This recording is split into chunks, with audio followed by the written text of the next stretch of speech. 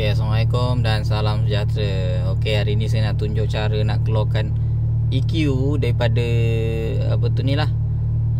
EQ pada Android player yang mana tak ada keluar pada radio. Okay, macam ni radio ni, kalau kita tengok sekarang kat bawah ni dia tak ada EQ EQ dia tak keluar. Sebenarnya boleh kita keluarkan.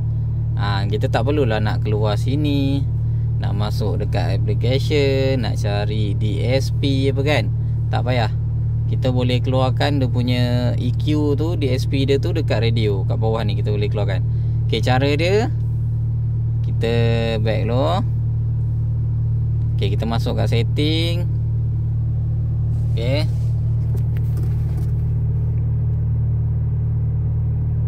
kita masuk kat setting. Lepas tu kita masuk dekat car setting. Okay, kita masuk kat factory setting. Okay, masukkan password 2860.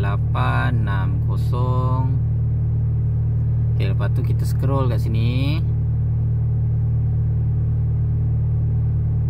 Okay, kita scroll.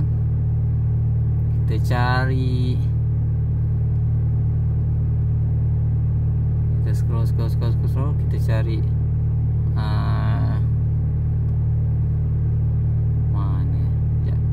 Okay ni, kita cari no EQ display on the radio. Kita tick kan. Okay, bila kita tick kan, kita boleh keluar balik. Okay, kita keluar balik, kita tengok dekat radio.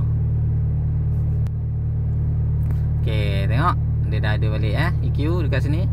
Jadi kat radio tu dah ada EQ. Tak perlulah kita nak keluar. Kalau kita nak adjust EQ, kita nak daripada radio, kita nak keluar, nak masuk dekat DSP, masuk kat app, nak cari DSP punya ni, tak perlu. Kita just adjust setting dia je. Adjust setting dia dekat factory setting, dekat car setting, factory setting, macam yang tadi saya tunjuk. Mudah je, itu je cara dia. Okey, semoga bermanfaat sedikit video ni. Kita jumpa lagi video akan datang. Assalamualaikum dan salam sejahtera.